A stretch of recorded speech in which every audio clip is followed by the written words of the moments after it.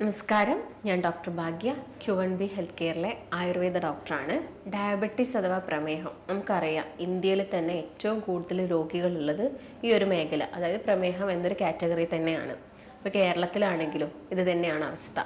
ഇപ്പം നമുക്ക് മലയാളികൾക്കൊക്കെ ഒരു കോമൺ ആയിട്ട് നമ്മൾ ചെയ്യുന്നൊരു കാര്യമാണ്, നമ്മൾ ബ്ലഡ് ചെക്ക് ചെയ്തു, ആ സമയത്ത് നമ്മൾ ഡയബറ്റീസ് ആണെന്ന് കണ്ടു.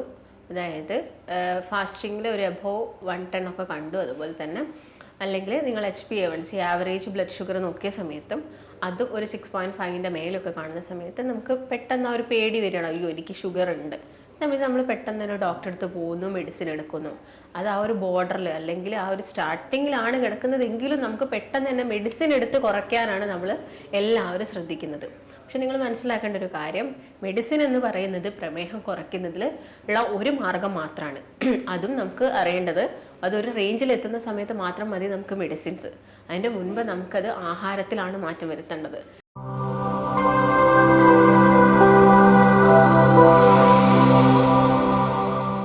കാരണം നമുക്കറിയാം, പ്രമേഹം എന്ന് പറയുന്നത് ഒരു ജീവിതശൈലി രോഗമാണ്. നമ്മുടെ ജീവിതശൈലിയിൽ വന്ന മാറ്റങ്ങളാണ്. ജീവിതശൈലി എന്ന് പറയുന്ന സമയത്ത് അവിടെ ഭക്ഷണ ക്രമീകരണത്തിൽ മാത്രമല്ല മാറ്റങ്ങൾ വന്നിരിക്കുന്നത്. നമ്മുടെ ടോട്ടലി നമ്മൾ ഒരു ദിവസം ചെയ്യുന്ന പല കാര്യങ്ങളിലും ചേഞ്ചസ് വന്നു.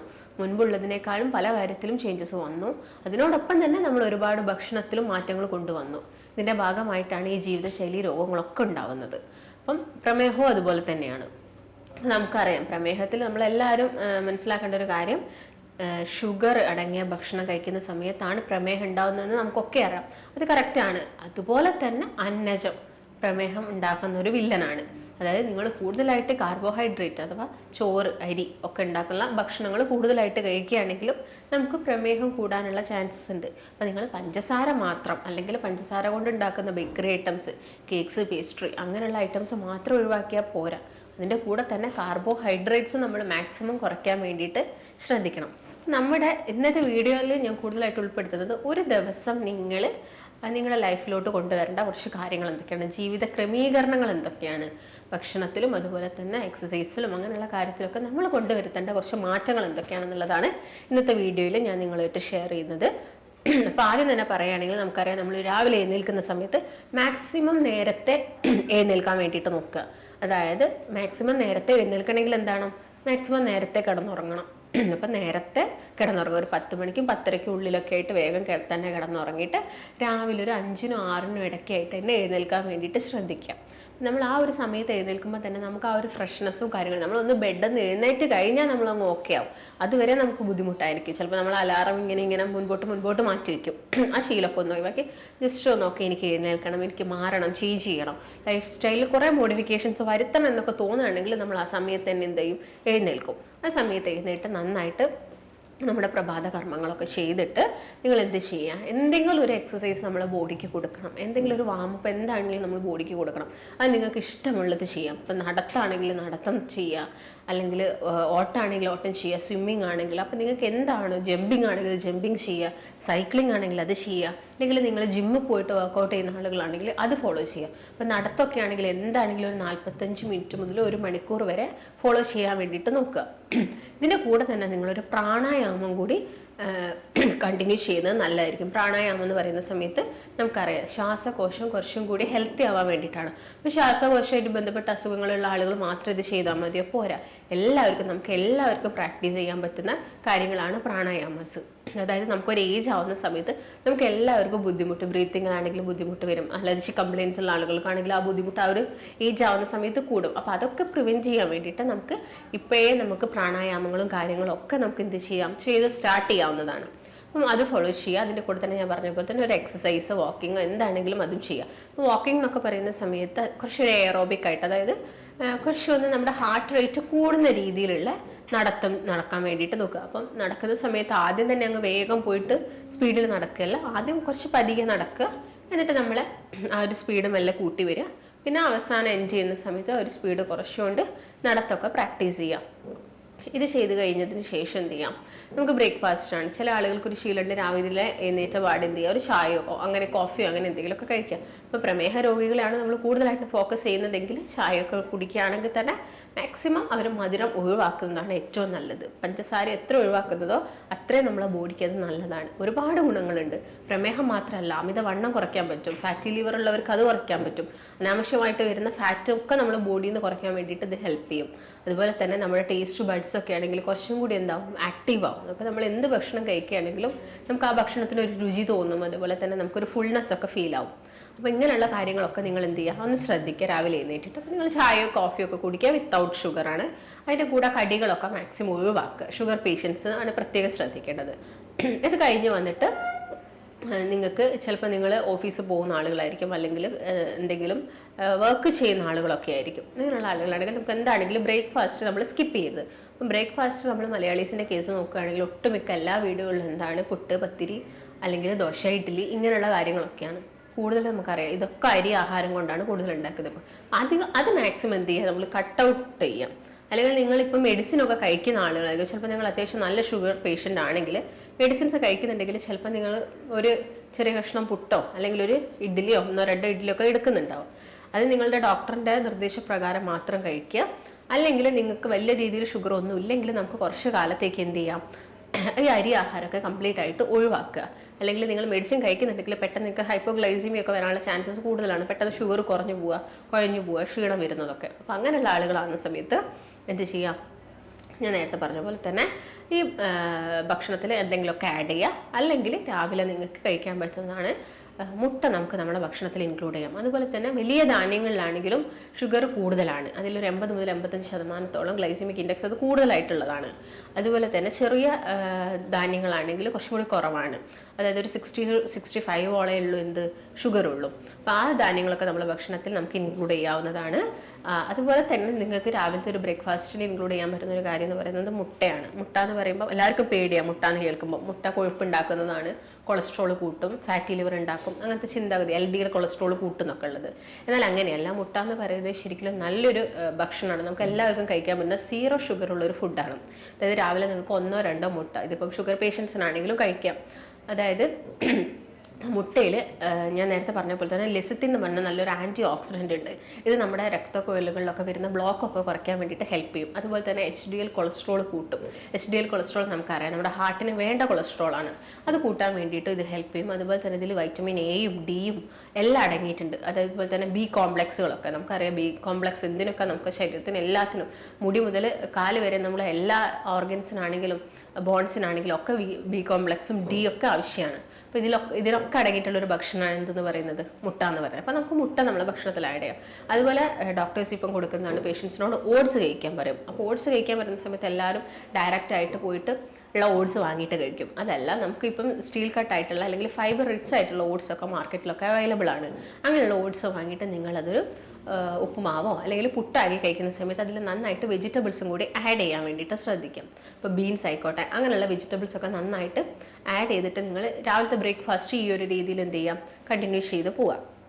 പിന്നെ നിങ്ങൾ ആ ഒരു സമയത്ത് എന്ത് ചെയ്യുക, രാവിലെ ഓൾറെഡി നിങ്ങൾ ചായ എടുക്കുന്നുണ്ടെങ്കിൽ പിന്നെ ബ്രേക്ക്ഫാസ്റ്റിൻ്റെ കൂടെ ചായ എടുക്കേണ്ട ഒരു ആവശ്യകതയില്ല. വെള്ളം നന്നായിട്ട് നമ്മൾ കുടിക്കണം ഒരു ദിവസം. അപ്പോൾ വെള്ളം തന്നെ ആ ഒരു സമയത്ത് കുടിക്കാൻ വേണ്ടിയിട്ട് നോക്കുക. പിന്നെ ഓഫീസിലൊക്കെ പോകുന്ന ആൾക്കാരാണെങ്കിലും സ്ട്രെസ്സൊക്കെ ഉള്ള കണ്ടീഷൻ ആണെങ്കിലും നമുക്ക് ഒരുപാട് സ്ട്രെസ്സൊക്കെ വരുന്ന സമയത്ത് ചിലപ്പോൾ നമ്മുടെ ഷുഗറിലൊക്കെ വേരിയേഷൻസ് ഉണ്ടാവും. നമ്മുടെ ബോഡിയിൽ കംപ്ലീറ്റ് ആയിട്ടുള്ള മാറ്റങ്ങൾ വരും. അപ്പോൾ നിങ്ങൾ സ്ട്രെസ്ഫുൾ ആയിട്ടുള്ള ലൈഫൊക്കെ ഒന്ന് ബിസി, അല്ലെങ്കിൽ ആ ബിസി ഷെഡ്യൂളൊക്കെ ഒന്ന് കുറച്ച് നല്ല രീതിയിൽ കുറച്ച് ഹാപ്പിയോടുകൂടി എൻജോയ് ചെയ്ത് നമ്മുടെ വർക്കൊക്കെ ചെയ്യാൻ വേണ്ടിയിട്ട് ശ്രദ്ധിക്കാം. ഇതും നമ്മുടെ എല്ലാ ശാരീരികമായിട്ടും മാനസികമായിട്ടുള്ള എല്ലാ രീതിയിലുള്ള ലൈഫിനും ഇത് ഡിപ്പെൻഡ് ആവുന്നുണ്ട്. അപ്പം ആ ഒരു രീതിയിൽ ലൈഫ് കൊണ്ടുപോകാൻ വേണ്ടിയിട്ട് ശ്രദ്ധിക്കുക. പിന്നെ ഒരു 11 മണിക്ക് വന്ന സമയത്ത് നിങ്ങൾ ഓഫീസിലൊക്കെ പോകുന്ന ആളുകളാണെങ്കിലും അല്ലെങ്കിൽ വീട്ടിലിരിക്കുന്ന ആളുകളാണെങ്കിലും ഒക്കെ നട്ട്സ് നമ്മുടെ ഭക്ഷണത്തിൽ ഇൻക്ലൂഡ് ചെയ്യുക. നമുക്കറിയാം ബദാമിലായിക്കോട്ടെ അല്ലെങ്കിൽ വാൾനട്ടിലായിക്കോട്ടെ, ഇതിലൊക്കെ നന്നായിട്ട് എന്തുണ്ട്, omega-3 ഫാറ്റി ആസിഡ്സ് ഉണ്ട്. അതുപോലെ നല്ല ആൻറ്റി ഓക്സിഡൻസ് ഒക്കെയാണ്. നമ്മുടെ ബോഡിക്ക് വേണ്ട എല്ലാ ഫംഗ്ഷൻസും ഇത് ചെയ്യും. അപ്പോൾ നിങ്ങളൊരു 8 മുതൽ 10 വരെ ബദാമൊക്കെ നിങ്ങൾ ഭക്ഷണത്തിൽ ഇൻക്ലൂഡ് ചെയ്യുക. ആ സമയത്ത് നിങ്ങൾക്ക് എന്ത് ചെയ്യാം, നമ്മളെ ഗട്ട് ഹെൽത്ത് നമുക്കറിയാം. ഡയബറ്റീസ് എന്ന് പറയുന്നത് കൂടുതലായിട്ടും കാണുന്നത് ടൈപ്പ് 2 ഡയബറ്റീസ് ആണ്. ടൈപ്പ് 2 ഡയബറ്റീസ് ഡയബറ്റീസ് എന്ന് പറയുമ്പോൾ അവിടെ ഇൻസുലിൻ ഒരു റെസിസ്റ്റൻസ് ആണ് ഉണ്ടാവുന്നത്. അതായത് ഇൻസുലിന് പ്രോപ്പറായിട്ട് വർക്ക് ചെയ്യാൻ പറ്റുന്നില്ല. അപ്പം ആ ഇൻസുലിൻ ഒന്ന് നന്നായിട്ട് വർക്കൊക്കെ ചെയ്യണമെങ്കിൽ എന്തായിരിക്കണം, നമ്മുടെ ശരീരത്തിലെ ഗട്ട് ഹെൽത്ത് കൂടി എന്താവണം, ഓക്കെ ആവണം. അപ്പോൾ ഈ ഗട്ട് ഹെൽത്ത് ഓക്കെ ആവാൻ വേണ്ടിയിട്ട് നമ്മൾ പ്രോബയോട്ടിക്സ് ഇൻക്ലൂഡ് ചെയ്യണം. അപ്പോൾ ആ ഒരു 11 മണിക്ക് നിങ്ങൾക്ക് നട്ട്സിൻ്റെ കൂടെയൊക്കെ നിങ്ങൾക്ക് കുറച്ച് പ്രോബയോട്ടിക്കായ സംഭാരമോ മോരും വെള്ളമോ ഒക്കെ നമുക്ക് കഴിക്കാൻ പറ്റുന്നുണ്ടെങ്കിൽ അത് കുറച്ചും കൂടി ഹെൽത്തി ആയിരിക്കും. അതുപോലെ തന്നെ ഈ നട്ട്സിൻ്റെ കൂടെ കുറച്ച് സീഡ്സും കൂടി നിങ്ങൾക്ക് ഇൻക്ലൂഡ് ചെയ്യാം. ഫ്ലാക്സ് സീഡ്സോ അല്ലെങ്കിൽ പംകിൻ സീഡ്സോ അങ്ങനെയുള്ള കുറച്ച് സീഡ്സും കൂടി നമ്മുടെ ഭക്ഷണത്തിൽ ഇൻക്ലൂഡ് ചെയ്യുക. പിന്നെ ഉച്ചക്കത്തെ കേസ് നോക്കുകയാണെങ്കിൽ നമ്മളൊരു പോർഷൻ, അതായത് ഒരു 4 ഭാഗമാക്കി വേണം നമ്മൾ ഭക്ഷണം കഴിക്കാൻ. അതായത് വെറും കാർബോഹൈഡ്രേറ്റ് മാത്രം നമുക്ക് കിട്ടിയിട്ട് യാതൊന്നും കിട്ടാനില്ല. നമുക്ക് പ്രോട്ടീൻസ് വേണം, ഫാറ്റ് വേണം, അതുപോലെ തന്നെ വൈറ്റമിൻസും എല്ലാം വേണം, മിനറൽസും ഒക്കെ വേണം നമ്മുടെ ഭക്ഷണത്തിൽ. ഇതൊക്കെ കിട്ടണമെങ്കിൽ നമ്മളെല്ലാം ഇൻക്ലൂഡ് ചെയ്യണം. ഇപ്പോൾ കാർബോഹൈഡ്രേറ്റിൻ്റെ കേസ് നോക്കുകയാണെങ്കിലും ഇപ്പം ഷുഗർ പേഷ്യൻസിൽ നമ്മൾ എന്താണെങ്കിലും വൈറ്റ് റൈസ് കട്ട് ചെയ്തിട്ട് അവരോട് ബ്രൗൺ റൈസ് തന്നെയാണ് കഴിക്കാൻ പറയുക. അപ്പം നമ്മൾ ആ ഒരു 4 പോർഷനിൽ ഒരു ഭാഗം വേണ്ടത് എന്താണ്, ബ്രൗൺ റൈസ് ആണ്. അതും വളരെ കുറച്ച് മതി. നമുക്ക് ഫുൾനെസ്സിന് നമുക്ക് ബാക്കിയുള്ള കാര്യങ്ങളൊക്കെ ആഡ് ചെയ്യണം. അപ്പം ബ്രൗൺ റൈസ് കുറച്ച് കഴിക്കുക. ആ ഒരു 4 പോർഷനിൽ ഒരു പോർഷൻ മാത്രം ബ്രൗൺ റൈസ്, ബാക്കിയുള്ള ഒരു പോർഷൻ എന്ന് പറയുന്നത് പ്രോട്ടീനാണ്. പ്രോട്ടീനിൻ്റെ കേസ് നോക്കുകയാണെങ്കിൽ നിങ്ങൾക്ക് ചെറുപയർ ആയിക്കോട്ടെ അല്ലെങ്കിൽ അങ്ങനെയുള്ള എന്തെങ്കിലും കടലയോ പരിപ്പോ അങ്ങനെയുള്ള എല്ലാ കാര്യങ്ങളും നിങ്ങളെ ഭക്ഷണത്തിൽ ഇൻക്ലൂഡ് ചെയ്യാൻ വേണ്ടിയിട്ട് നോക്കുക. പ്രോട്ടീനിൽ തന്നെ നമുക്ക് നോൺ വെജ് പ്രോട്ടീൻസ് ഉണ്ട്. അതിപ്പോൾ മീൻ ആയിക്കോട്ടെ, ചെറു മത്സ്യങ്ങളായിരിക്കും കുറച്ചും കൂടി ബെറ്റർ.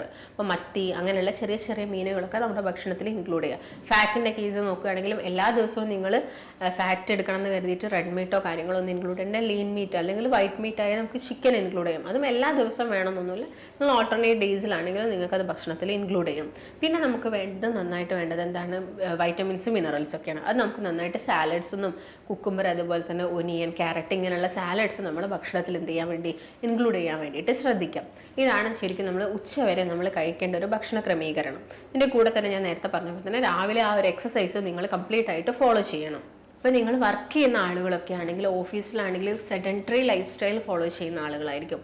അങ്ങനെയുള്ളവരാണെങ്കിലും ഇടയ്ക്കൊക്കെ ഗ്യാപ്പ് ടൈമുകളിലൊക്കെ ജസ്റ്റ് ഒന്ന് നിങ്ങളുടെ ബോഡിക്ക് ഒരു മൂവ്മെൻറ്റ്സും കാര്യങ്ങളൊക്കെ കൊടുക്കാൻ വേണ്ടിയിട്ട് നോക്കുക. അതുപോലെ തന്നെ നിങ്ങളെ വർക്കിൽ കുറച്ചും കൂടി ഒന്ന് എൻജോയ് ചെയ്ത് ചെയ്യാന്നുള്ള ഒരു മ്യൂസിക് സിസ്റ്റം അതുപോലെയൊക്കെ കൊടുത്തിട്ട് നമ്മളെ ജോലിയൊക്കെ കുറച്ചും കൂടി ഒന്ന് നല്ല രീതിയിൽ സ്മൂത്താക്കി കൊണ്ടുവരാൻ വേണ്ടിയിട്ട് ശ്രദ്ധിക്കാം. അതുപോലെ തന്നെ പിന്നെ ഒരു വൈകുന്നേര സമയമൊക്കെ ആകുന്ന സമയത്ത് നമുക്ക് എല്ലാവർക്കും ഒരു ചായ നിർബന്ധമായിരിക്കും. ചായ കഴിക്കുന്ന സമയത്ത് ഷുഗർ പേഷ്യൻസ് കംപ്ലീറ്റ് ആയിട്ട് ഷുഗർ അവോയ്ഡ് ചെയ്യുന്നതാണ് ഏറ്റവും നല്ലതെന്ന് പറയുന്നത്. അപ്പം കടിയായിട്ട് നിങ്ങൾക്കിപ്പം ഒരു പഴമൊക്കെ കിട്ടുകയാണെങ്കിൽ അതാണ് കുറച്ചും കൂടി ബെറ്റർ. അതും നേന്ത്രപ്പഴത്തിൻ്റെ കേസൊക്കെ നോക്കുകയാണെങ്കിൽ അധികം പഴുപ്പില്ലാത്ത നേന്ത്രപ്പഴം പുഴുങ്ങി എടുക്കുന്നത്, വീട്ടിലിരിക്കുന്ന ആളുകളാണെങ്കിൽ ഒരു പുഴുങ്ങിയൊക്കെ കഴിക്കുന്നത് കുറച്ചുകൂടി നല്ലതായിരിക്കും. നമുക്ക് എല്ലാ ദിവസവും എടുക്കുമ്പോൾ ബുദ്ധിമുട്ടുണ്ടെങ്കിൽ എല്ലാ ദിവസവും എടുക്കേണ്ട കാര്യമൊന്നുമില്ല. ചായ നമ്മൾ അങ്ങനെ തന്നെ കഴിക്കുകയാണെങ്കിൽ നോക്കുക. പിന്നെ എണ്ണക്കടികളൊക്കെ മാക്സിമം ഒഴിവാക്കുന്നതാണ് ഏറ്റവും ബെറ്റർ. അങ്ങനെ ശ്രദ്ധിക്കുക. പിന്നെ രാത്രിത്തെ ഫുഡ് എന്ന് പറയുന്നത് കാർബോഹൈഡ്രേറ്റ് മാക്സിമം കുറയ്ക്കുക. ഇപ്പോൾ ചപ്പാത്തി കഴിക്കാം, വീറ്റ് എടുക്കാമെന്നായിരിക്കും എല്ലാവർക്കും ഒരു ഇത് ഉണ്ടാവുന്നത്. പക്ഷേ വീറ്റ് ആണെങ്കിൽ നിങ്ങളിപ്പം ചോറ് ഒഴിവാക്കിയിട്ടൊരു 3-4 ചപ്പാത്തി കഴിക്കുന്നതിലും ബെറ്റർ ചോറ് കഴിക്കുന്നത് തന്നെയായിരിക്കും. അപ്പം നിങ്ങൾ എന്ത് ചെയ്യാം, ആ ഒരു എമൗണ്ടൊക്കെ കുറച്ച് 1-2 ചപ്പാത്തിയൊക്കെ കഴിക്കുക. അതിൻ്റെ കൂടെ നന്നായിട്ട് സാലഡ് ആഡ് ചെയ്യുക. കുക്കുംബറോ അങ്ങനെയുള്ള ഏതെങ്കിലും സാലഡ്സൊക്കെ ആഡ് ചെയ്തിട്ട് നമ്മുടെ ഭക്ഷണം രാത്രി കുറച്ച് ലഘുവാക്കാൻ വേണ്ടിയിട്ട് ശ്രദ്ധിക്കുക. കാരണം നമ്മൾ പിന്നെ കിടന്നുറങ്ങാൻ പോവുകയാണ്. അപ്പോൾ നിങ്ങൾക്ക് എന്തെങ്കിലും ഫിഷൊക്കെ ഉണ്ടെങ്കിൽ അതും ഇതിൻ്റെ കൂടെ ആഡ് ചെയ്യാം. നമ്മൾ കിടന്നുറങ്ങുന്ന സമയത്ത് നമുക്ക് വലിയൊരു ശരീരത്തിന് വലിയൊരു ആയാസമോ കാര്യങ്ങളൊന്നും വരുന്നില്ല. അപ്പോൾ നമുക്ക് അധികം എനർജി അവിടെ കലോറീസ് കൂട്ടിയെടുക്കേണ്ട ആവശ്യകതയില്ല. അപ്പോൾ നമ്മൾ നൈറ്റ് ഫുഡ് എന്ന് പറയുന്നത് വളരെ ലഘുവായിട്ട് എന്തെങ്കിലുമൊക്കെ കഴിച്ചിട്ട്, ഇപ്പോൾ നിങ്ങൾക്ക് ഫ്രൂട്ട്സ്, എല്ലാ ഫ്രൂട്ട്സും കഴിക്കാൻ പ്രമേഹ രോഗികൾക്ക് പറ്റണമെന്നില്ല. കാരണം മധുരമുള്ള ഫ്രൂട്ട്സ് കഴിക്കുന്ന സമയത്ത് ചിലപ്പോൾ അവർക്ക് എന്താവാം, ഷുഗർ ഷൂട്ട് ചെയ്യാനുള്ള ചാൻസ് ഉണ്ട്. അപ്പം ആ സമയത്ത് എന്ത് ചെയ്യുക, അധികം മധുരമല്ലാത്ത വൈറ്റമിൻ സി റിച്ച് ആയിട്ടുള്ള ഫ്രൂട്ട്സ് ഒക്കെ അവരുടെ ഭക്ഷണത്തിൽ ഇൻക്ലൂഡ് ചെയ്യാൻ വേണ്ടിയിട്ട് നോക്കുക.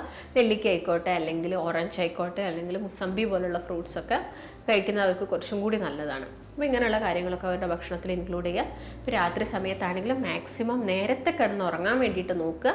അതും ഒരു നിങ്ങൾ ഭക്ഷണം കഴിച്ചിട്ട് ഒരു 3 മണിക്കൂറിനുള്ളിൽ തന്നെ കിടന്നുറങ്ങാൻ വേണ്ടിയിട്ട് നോക്കുക. അതായത് ഒരു 7 മണിക്ക് തന്നെ നിങ്ങൾ ഫുഡ് കഴിക്കുകയാണെങ്കിൽ 8, 9, 10 മണിയാകുമ്പോൾ നിങ്ങൾ എന്ത് ചെയ്യുക, കിടന്നുറങ്ങുക. ഈ ഒരു ലൈഫ് സ്റ്റൈൽ എപ്പോഴും നിങ്ങൾ ഫോളോ ചെയ്യുകയാണെങ്കിൽ നമുക്ക് മറ്റുള്ള അസുഖങ്ങൾ, അതായത് ഇപ്പോൾ ഡയബറ്റിക് പേഷ്യൻസിന് മറ്റു കൊളസ്ട്രോൾ വരാനും അങ്ങനെയുള്ള കണ്ടീഷൻസ് ഒക്കെ ഉണ്ടാകാനുള്ള ചാൻസ് കൂടുതലാണ്.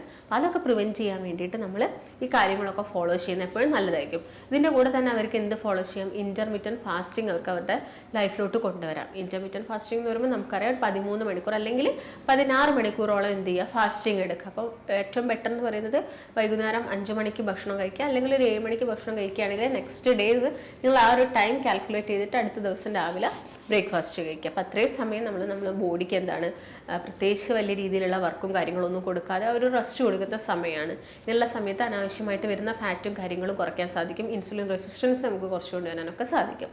ഈ കാര്യങ്ങളൊക്കെയാണ് നിങ്ങൾ മെയിനായിട്ടും ശ്രദ്ധിക്കേണ്ടത്. ഇപ്പോൾ ഡയബറ്റീസ് പേഷ്യൻസ് ഒരു ദിവസം ഈ ഒരു രീതിയിൽ ഫോളോ ചെയ്യുകയാണെങ്കിൽ അവർക്ക് വിത്തൗട്ട് മെഡിസിൻ ഇല്ലാതെ തന്നെ ആ ഒരു റേഞ്ചിൽ നിൽക്കുന്ന ഷുഗറും കാര്യങ്ങളൊക്കെ കുറച്ചെടുക്കാൻ സാധിക്കും. പക്ഷേ നിങ്ങൾക്ക് അത്യാവശ്യം നല്ല ഷുഗറും കാര്യങ്ങളൊക്കെ ഉണ്ട്, നിങ്ങൾ മെഡിസിൻ എടുക്കുകയാണെങ്കിൽ നിങ്ങൾക്ക് ആ മെഡിസിൻ്റെ അളവ് നിങ്ങൾക്ക് കുറച്ചുകൊണ്ട് എടുക്കാൻ പറ്റും. അല്ലെങ്കിൽ ഇൻസുലിൻ എടുക്കുന്ന ആളുകളാണെങ്കിൽ അതിൻ്റെ അളവും കാര്യങ്ങളൊക്കെ നമുക്ക് എന്ത് ചെയ്യാൻ പറ്റും, കുറച്ചുകൊണ്ട് വരാനൊക്കെ സാധിക്കും. ഇത്രയും കാര്യങ്ങളാണ് ഇന്നത്തെ വീഡിയോയിലുള്ളത്. അപ്പോൾ നിങ്ങൾക്ക് എന്തെങ്കിലും സംശയങ്ങളോ കാര്യങ്ങളൊക്കെ ഉണ്ടെങ്കിൽ നമുക്ക് മറ്റൊരു വീഡിയോ ആയിട്ട് വീണ്ടും കാണാം. എന്തെങ്കിലും സംശയങ്ങൾ ഉണ്ടെങ്കിൽ നിങ്ങൾ താഴത്തെ നമ്പറിൽ കോൺടാക്റ്റ് ചെയ്യുക. നമുക്ക് മറ്റൊരു വീഡിയോ ആയിട്ട് വീണ്ടും കാണുന്നത് വരെ നന്ദി.